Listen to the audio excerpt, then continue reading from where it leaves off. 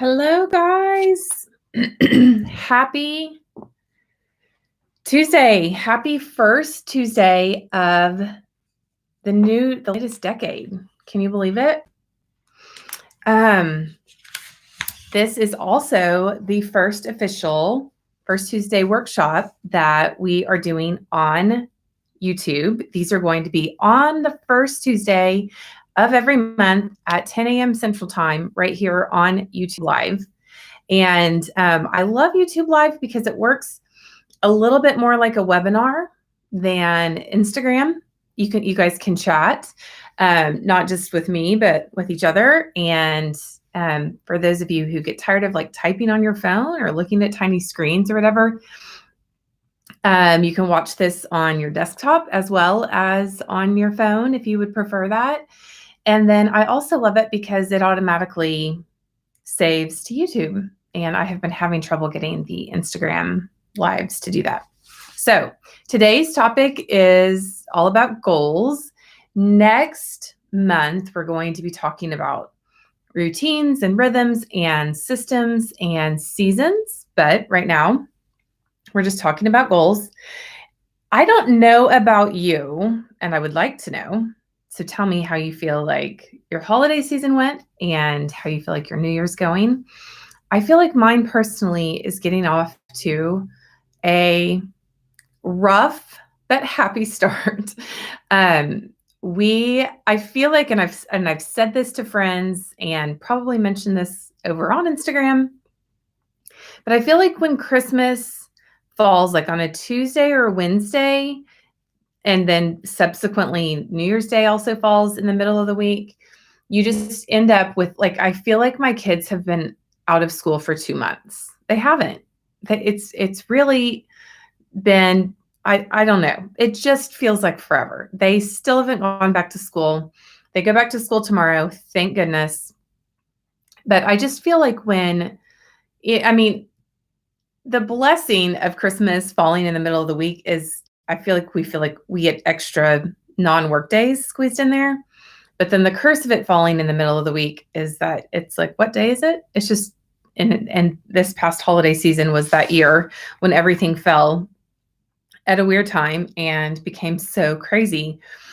So anyway, we still have not gotten back into the swing of things. We've not gotten back into our routines. We are not back in our systems. And I, for one, miss it. I need it. I have not even, my calendar is still blank. My planner is still completely blank, you guys. So tomorrow, we will start taking down the Christmas tree and trying to get into the swing of things. So, but today I wanted to talk to you guys about goals. And I've made some notes. I'm going to flip over here on my computer so I can track those as well. And what I would like to talk to you guys about today is specifically heart goals. If you have not, hang on. I need to do something with my computer here. I need to get this to be it paused me, didn't it?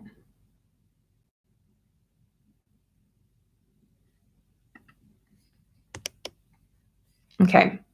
I'm not going to try. I'm just going to flip back and forth. Can you guys still see me if I flip to my notes? Does that work? Can you guys type in the chat box and tell me if that, I see a couple of you guys on here. There is a delay on YouTube oh, I got a thumbs up.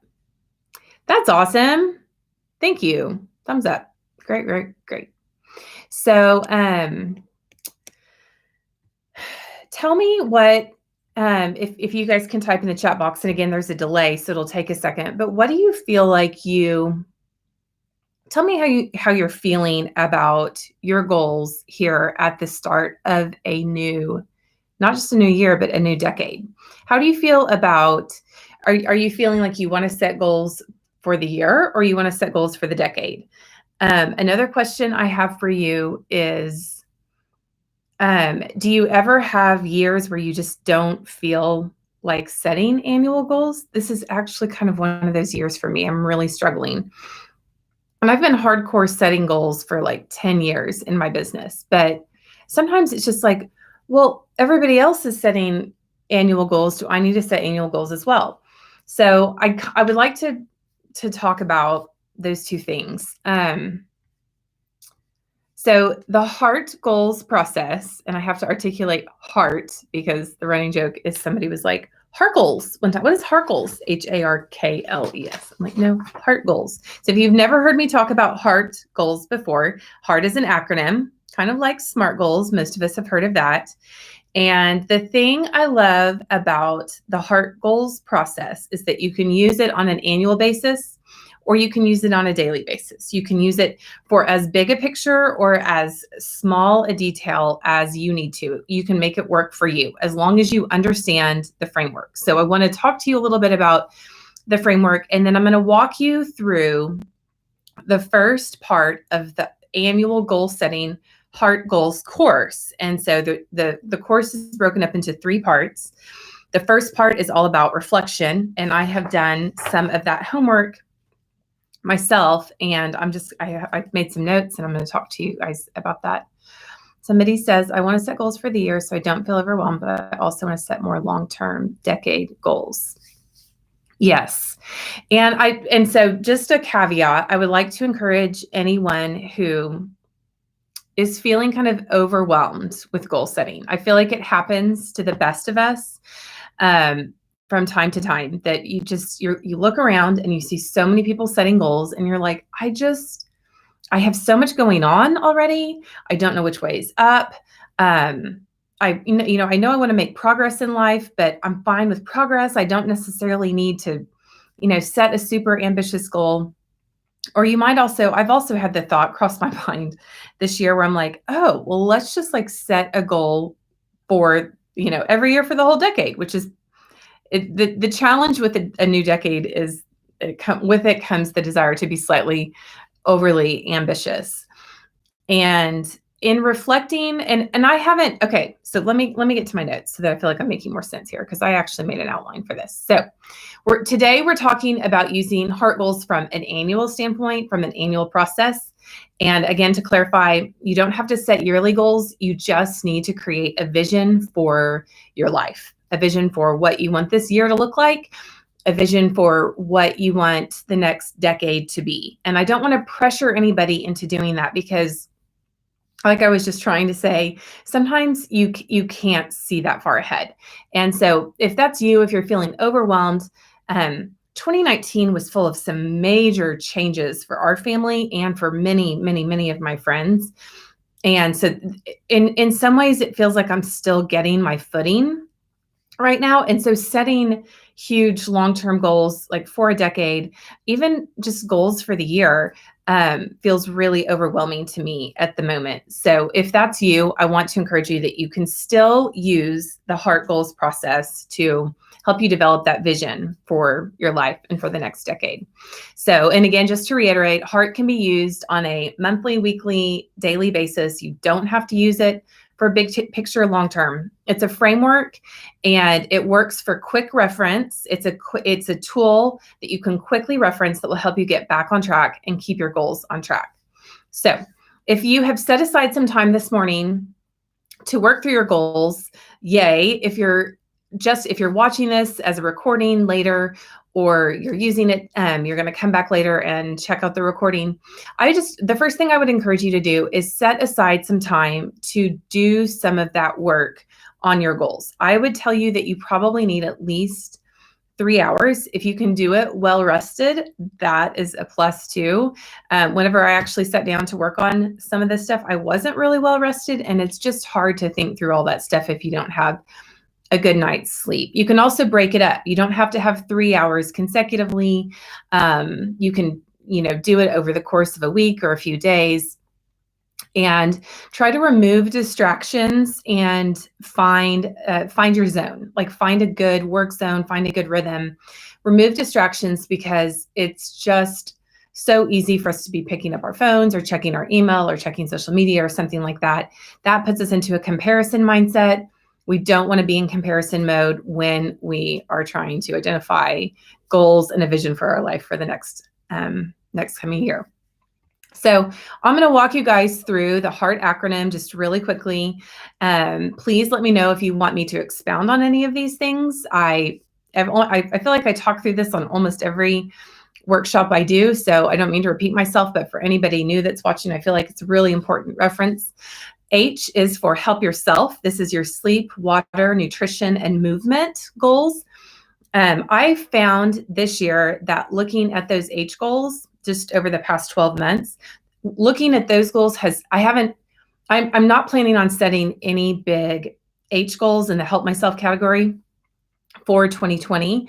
I want to focus on those type of goals on a more granular basis. So, just more on a daily basis. Am I getting enough sleep, water? How's my nutrition? How's my movement? So I'm not going to be setting any really trackable big annual goals on that. The E stands for empower yourself. Empower yourself. This is your emotional, spiritual, and mental component. This is a good goal. You can set big annual goals in this category. You can set small granular goals if you want to, but it's all about it's moving from your physical person to more your mental space, your emotions, your mental state, and your spirit, your heart, your soul. The A is all your people. That's the relationships in your life. The R is resources and responsibilities. That is what I call the stuff and things category. And that is the category that typically involves finance, home, car, some of the more tangible and concrete things that sometimes we want to work toward with our goals. And then the last category is trade. And the reason the trade and the work category is last is because especially if you get into hustle mode or entrepreneur mode or work mode, or you're feeling super ambitious about your career or your job or anything like that, it's really easy to prioritize that category. It's easy to set work goals. As I was sitting here this morning, even working on some of my goals and using one of the worksheets I'm getting ready to show you to sort of document some goals, my brain automatically goes to, oh, this is how many new products we want to debut, and these are the campaigns we want to run, and this is the marketing that we want to do. And because some of those things are so easy to track and manage, it's really tempting to, and then there's a lot of satisfaction that comes from work goals, from getting a new promotion or a new job or something like that. But I have found, and you will find too, as you apply HEART goals to your life, that when you put the other 4 categories first, those trade goals, those work and career goals will start to fall into place. And so I'll talk to you a little bit more about that in a minute. So in the HEART Goals e-course, which is available on my website, whitneyenglish.com, for $49, the first part is really all about like removing the blockages. That's the best way I can think to explain it. And all good goal setting sessions, I would say, start with a brain dump. So if you haven't set your goals for this year, maybe you're watching this because you're starting to like get into the groove and you're thinking that you're trying to think about, what that's going to look like. I would encourage you, with the HEART goals, and you do not have to buy the course to walk through what I'm about to show you. Actually, I'm going to show you. I have my notebook from last year, my HEART goals notebook from last year, all printed out right here. And for this year, I didn't print off all the. There's a lot of instructional pages within the course, like this instructional page. I only printed out the worksheets for this year, and I have a lot of very personal family goals with like my kids' names on it and stuff like that. So I'm just going to show you my goals from last year. This is the goal idea exercise page. And so what I have done this year, past couple of weeks, I have been collecting thoughts on my phone, on my notes app, on my phone. Just things that I want to do, mindsets that I want to have, just places I want to go, classes I want us to take as a family. And you can also use this goal ideas worksheet or just a blank piece of paper or an app on your phone. I would encourage you to transition from an app on your phone to actually writing by hand at some point in time, because I just think your brain can process things. I know your brain can process things better and differently if you will write by hand. But keeping a list on your phone, just so like, if you're driving, you can pull over, drive safely, but pull over and make a note about the thing that's running through your head. A good idea list of goals comes from a stream of consciousness. So just sort of like, again, and that happens best when you're writing by hand. So you could also stop and sit down and just document, like, what do you want the year to be like? Another thing that you can do if you're looking for some goal ideas is review your goals from your previous year. And I did that with mine. And it's so interesting to reflect back on your headspace. And like twice on my goal list from last year, I wrote skincare routine down, which it's just like, I'm sitting here going, that's a weird goal, Whitney. What did you mean skincare routine? But I did spend a lot of time this year learning about skincare. I didn't set a specific goal to do that. I just wrote it down on the top of my list. And in, in the course, it will walk you through a way to categorize your goals right here. This code right here is explained in the course videos so that you can figure out where to put those goals later on in the course. But just for now, like just getting all those ideas out of your head and onto paper is the first obstacle you need to do. Get it out. Then, and the last thing I would like to encourage you on just getting it out of your head is, if you feel like you're getting stuck, move on really quickly. This process, if you decide to buy the Heart Goals course, or you already have purchased the course and you decide to use this to set your goals, the process is designed to help you think of more goals as you continue to work through the process. So just keep your notepad, your notes set, wherever you're going to put all your ideas, just keep it close at hand so that you can add to it as you go. The second exercise in hang on, let me back up. There are 3 types of goals. I don't talk about this in the course, but I feel like this is important to explain, because I think that depending on what season we are in life, we're all going to be attracted to different types of goals. So the first type of goal is a process goal. So this is a change in routines, habit, lifestyle. So a process goal would be something like saying, I want to make my bed every day. What you're saying is you want to change your lifestyle. You want to change your habits. You want to change your routine. You want to add that into a certain sequence of events, a certain cadence or a rhythm of your day and your morning. And you're probably looking at it as a little bit of a keystone habit. Like if you do that one thing, if you make that one change, making your bed every day, that other things are going to domino, that your room will stay cleaner, that you'll be more likely to fold a load of laundry on the bed, things like that. So that's an example of a process goal. That's the first type of goal. The second type of goal is an outcome goal. This is a goal with a one-time end result, or a goal that requires finishing something. This type of goal requires planning, commitment, dedication, and this is so key right here, an anticipation of obstacles. We can talk about that more in a minute. In fact, I'm going to write that down. So if I get to the end of this workshop and I haven't, anticipation of obstacles. Because a lot of times we don't want to think about what would go wrong. And I want to talk to you guys about that later on so that I can help you actually, get through your goals and achieve them. So an example of an outcome goal would be like running a race, running a marathon, or something like that. Finishing projects around a house, those are outcome goals. They're things that are going to require a certain amount of time per day or per week. You're going to have to get them onto your calendar, versus a process goal like make your bed every day or do a load of laundry every day or something like that. Like you're probably not going to actually document all of that in your planner, even if you plan your day down to the tiniest details. The third type of goal is what I call a manifesto goal. And I found myself on my goal idea list making a ton of these goals this year.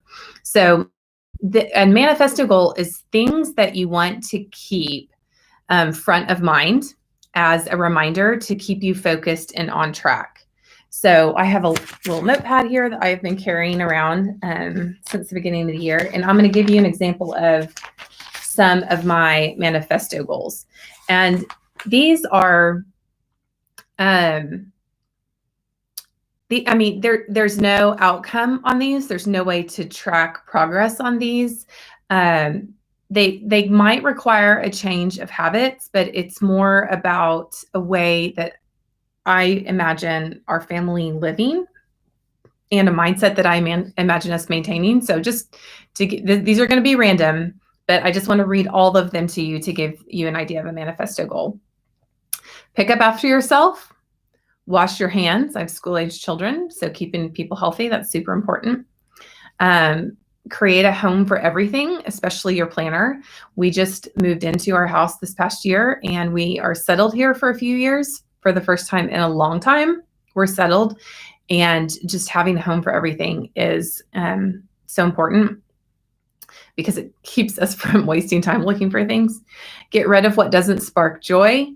Make quality of life decisions. This is something that I talk a lot about with my team and my husband, but a lot of times we'll be trying to make a decision about something or, decide on something. And we have to ask ourselves, like, well, what's going to result in the best quality of life? Like, not what's going to make us the most money or what's going to be the easiest way, but what is going to result in the best outcome for everyone involved in this decision. So making quality of life decisions is very core and manifesto to our family values and keeping our mindsets in the right place. Increase output, create more. That is a goal that I could probably turn into an outcome goal if I wanted to. As someone who operates well creatively, I can switch gears, but I typically lean towards the more creative gear.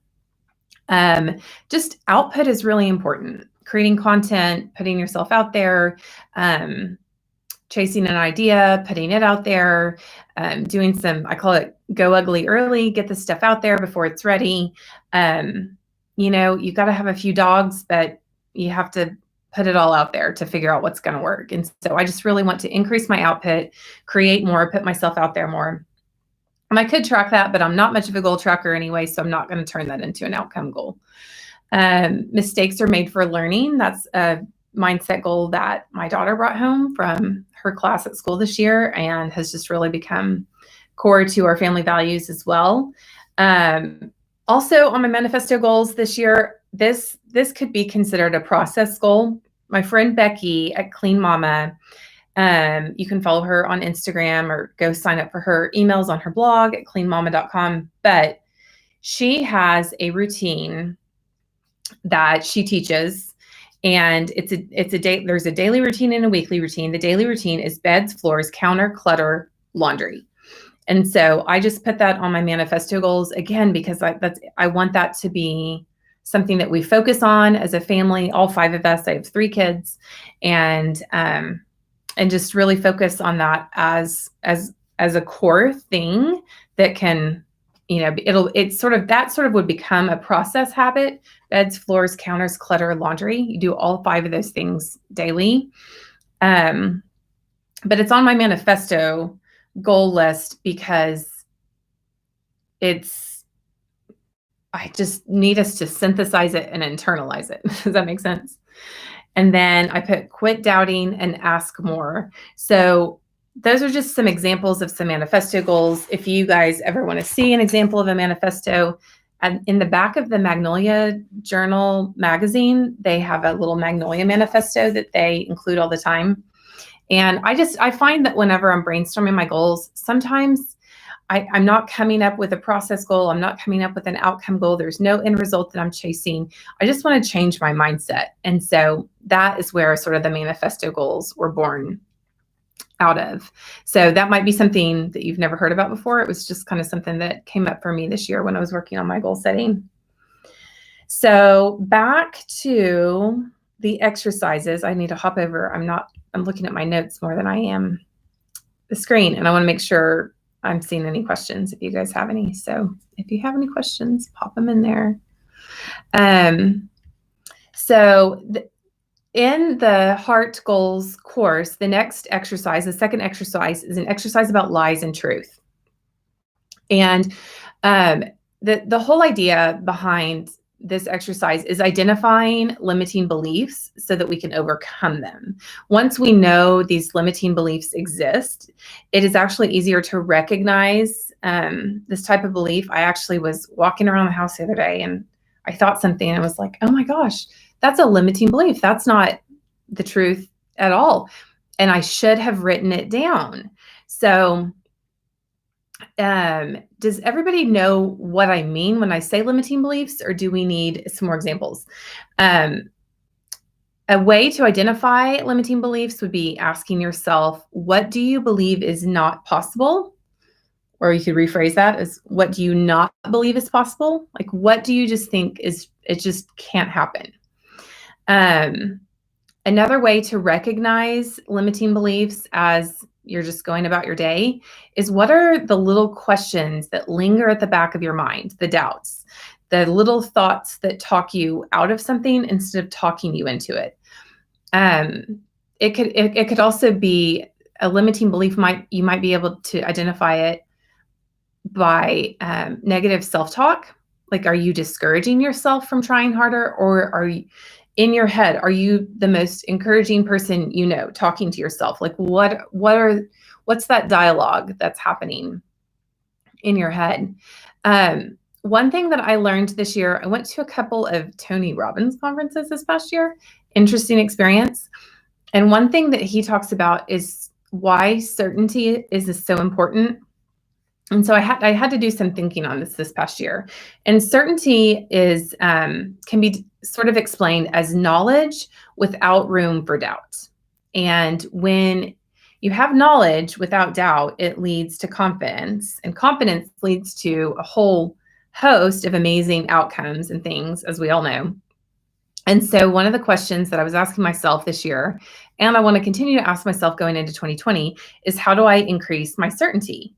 And the answer to that is that one of the things that we can do to increase our certainty is to question and change existing beliefs. And these are hard to identify. And that's why I should have written down that thing that I was thinking the other day, found a piece of paper. It could even have been a scratch piece of paper so that I could have written down that limiting belief, and then I could have torn it up or written a truth statement below that. And that's actually what the exercise in Heart Goals is all about. It's about writing down that limiting belief so that you can leave it right there. That's the lie. That's the lie that you're believing. And there's a column for you to write the truth right there. So, and again, if you don't have the course, you can just do that on a scratch piece of paper, and you could tear it up and throw it away. But I would just encourage you to write it down so that you're getting it out of your head. That becomes sort of like a metaphorical and physical movement to get that thought and that lie and that limiting belief out. And then writing down a truth statement, and so that you can synthesize and internal that and reprogram your mind to increase certainty. An example I found online about a limiting belief is, if you think you won't find a job because of, let's say, the economy, ask yourself, does that belief serve you? So what excuses are you making if you're saying, like, I really need to get a new job in 2020, but I just don't think that's going to be possible because of blah, blah, blah, blah. That's an excuse. So anytime you find yourself or hear yourself making excuses for things, ask yourself if that's a belief that you have that's serving you. And most beliefs are just thoughts that have been adapted without really exploring the reality of them. And when a belief is changed, when you go from doubt to certainty, your confidence increases, and you're going to make more progress and get further in life.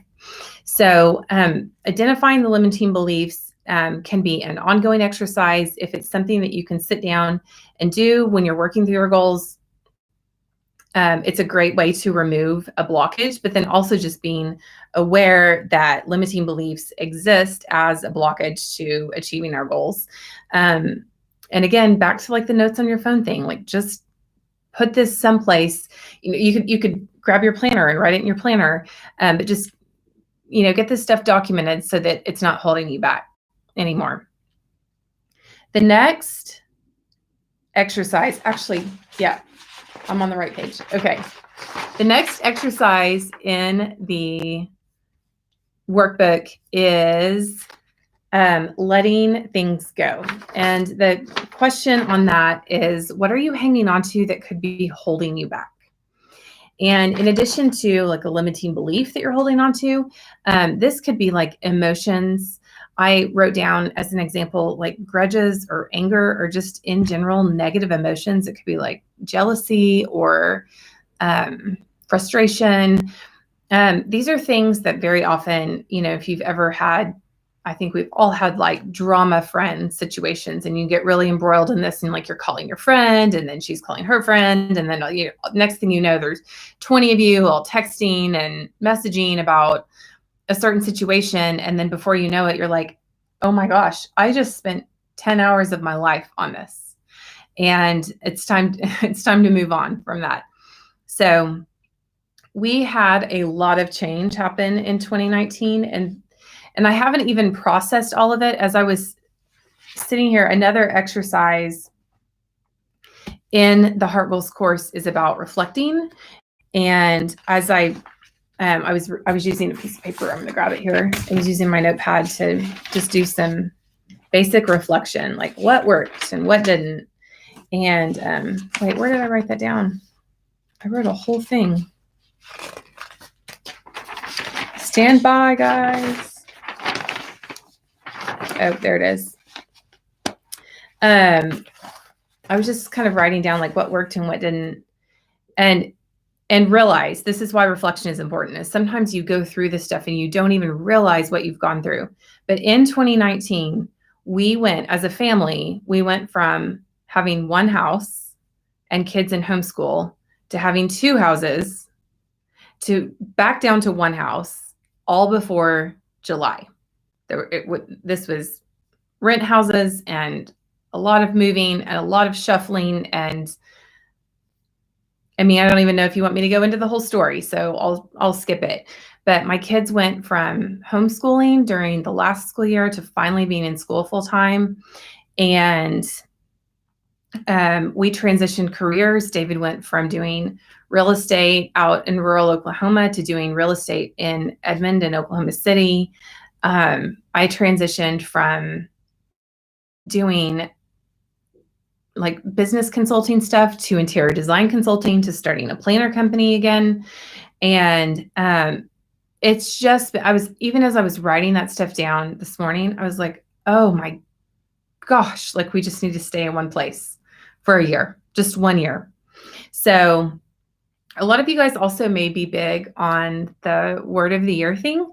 I love to like just question assumptions. It's part of identifying limiting beliefs. It's like, do I really need a word of the year? I don't know. And so I was thinking about that while I was driving the other day. And I decided that, yes, this year I need a word again. And my word for this year is prepare, because we have spent the past 4 years as a family just doing so much moving, like from a physical sense, like a literal sense, and then also a metaphorical sense. And I just want to prepare. We are going to stay in one place for a while. We are just going to prepare for the next chapter. There's another exercise. We did release a free printable on this a couple weeks ago called the 1-5-10. And it's sort of sometimes I call it like the crystal ball exercise. If you'll fill it out, it helps you kind of figure out what is going to happen in your life. Like what are the static things, like the fact that in 10 years, you will be exactly 10 years older. We will probably all still be driving cars and living in houses. And so it kind of helps you look at some of those more static life factors and plug those into a grid to help you sort of get a better vision about, the fact that I have 3 kids and they will turn 16 and they will need cars. This is a pretty factual thing that won't change, heaven forbid. But I just want the word prepare. So I wrote down this morning, I just want to share it with you guys. My word for this year is prepare. Prepare for the next decade, prepare for teenagers, prepare for new products, prepare for more sales. I want to prepare my home for family and guests. I want to prepare my heart for more Jesus. I want to prepare for tomorrow, next week, next month, next year. I want to prepare for hungry tummies. And I think there's something beautiful and slow in the idea of preparation. It involves a certain amount of activity, but preparation is just this really beautiful thing that doesn't have to involve a bunch of hustle and achievement and nonstop action. It implies that we're going to stop and we're going to enjoy and we're going to savor. And if we prepare well, we're going to be able to enjoy and savor really well, not just in the next year, but also in the next decade. So that's my word for the year. That's something that came out of this whole process, just sort of like writing all this stuff down and thinking about this. And again, like, this is why I would encourage you that you just need to set some time aside and do this. Don't force yourself to sit down and then just let put it on the calendar, time block it off, and then just let the words and let your heart, like, just pour this stuff onto literal paper with a pen. And the stuff that matters most to you is gonna rise to the top like cream, the best stuff. So I was talking about letting go. A couple more questions that you could ask yourself on things is: what hurt in the past year? What made you mad? What made you sad? And what would you go back and redo if you could? And again, like, this is not an exercise that is, I don't want you guys to use this to, bring old wounds, reopen old wounds, or, just let things stew anymore. The whole idea between writing this down is, again, to get it out of our head and onto paper so we can leave it behind. And in the exercise that's included with the course, it goes further and it asks you two questions. Go back to that. It's what is the lesson, and find a way to say thank you. So as I was going through this exercise, there's one situation that I just was like, what is the lesson? I don't even know. But what I identified is the fact that it was something that hurt. And so it needs to be let go of. And I know that there will be a lesson in that. I know that I will be able to find that lesson at some point in time. And I just need to open my heart and my mind to the fact that there's a lesson out there. There's something to learn. And I don't have to hang on to the negative emotions that come with that pain. The saying thank you is an interesting thought as well. The reason, let me see if I can articulate this because I don't have this written down. But when we look for gratitude in hard situations, we force ourselves to view those experiences as new life references. So when I say a life reference, I mean an experience that we have acknowledged and accepted, and we're adding it to our mental database of, things that we know to do and not do. It's hindsight. Life reference is hindsight. Those life experiences will form our beliefs, whether they're beliefs that encourage us to move forward or whether they're limiting beliefs that hold us back. And so it's just really important to look at the hard situations and say, I'm grateful that this happened because it showed me that this is good or this is bad. And so this is how I do want to move forward, or this is how this is what I never want to do again. And it'll help you feel more empowered and more committed to achieving your goals. So that is the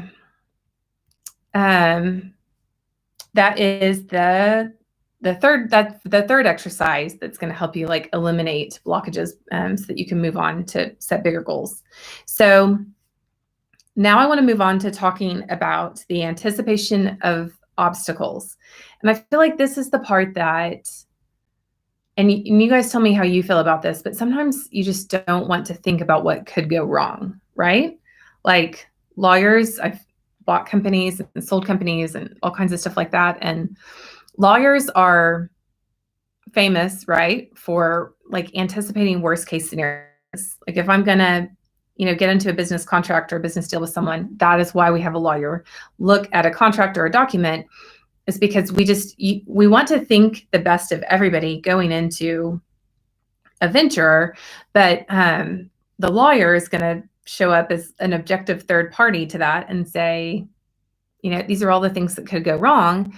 Let's anticipate this stuff in advance. And so sometimes it gets very uncomfortable. You're just like, I just don't want to think about what could go wrong. I only want to think about all the wonderful, fun stuff that's going to come out of this.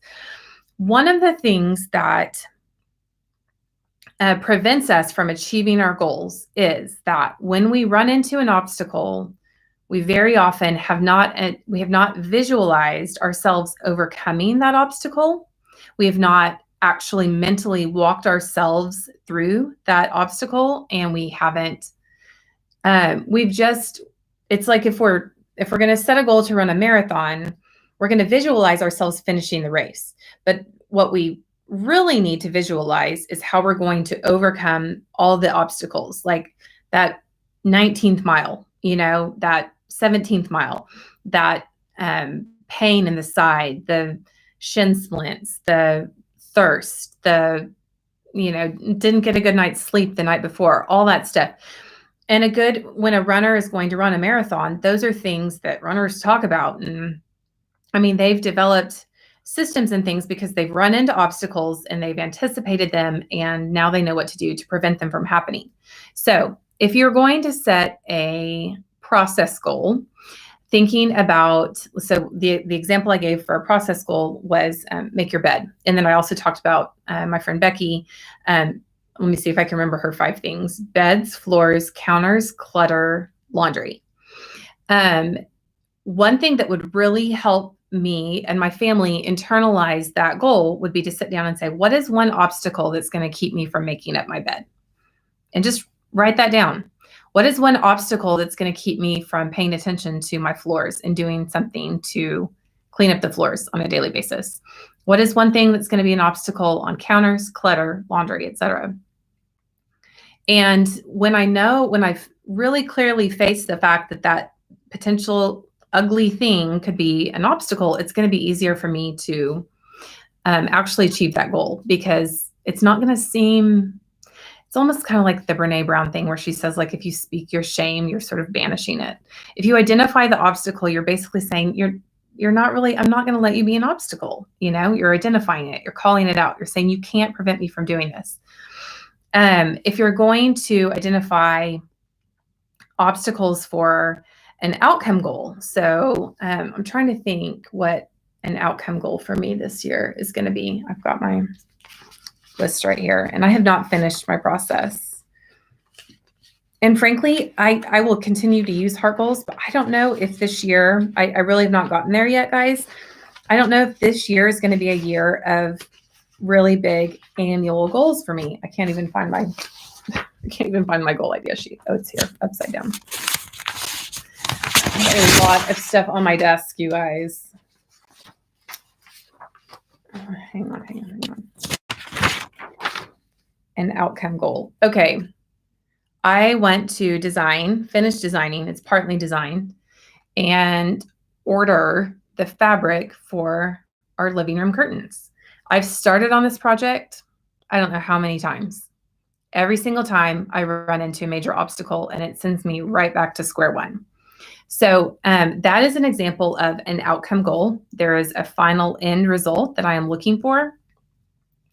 And there are worksheets that are included in the course that they're called goal dashboards. And I'll show you one of mine from last year. But these work really well for helping you set outcome goals. And I'll just read you read this to you guys.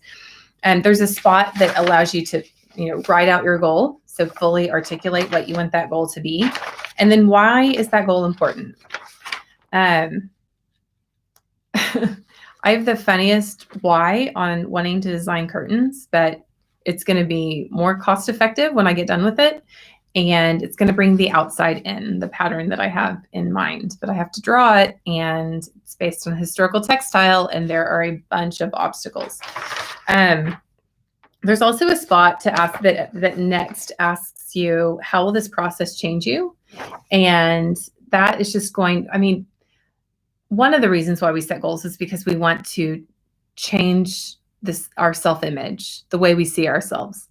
And so this can be a really encouraging and motivating element by focusing on the process and saying, if I will sit down once a day and work on that pattern design, I'm going to feel like a successful designer at the end of it when I finally get it done.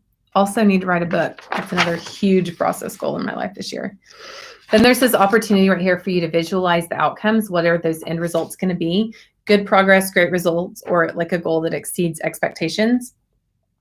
And then down here, there's a plan. There's 2 columns, plan for obstacles and a plan for overcoming. So a spot to help you think through what those obstacles are going to be and what you're going to do when you hit those. So this is definitely something that I need to go through and identify what my outcome goals are. And I need to make sure that for each outcome goal, I have clearly articulated a goal dashboard sheet to help keep me on track.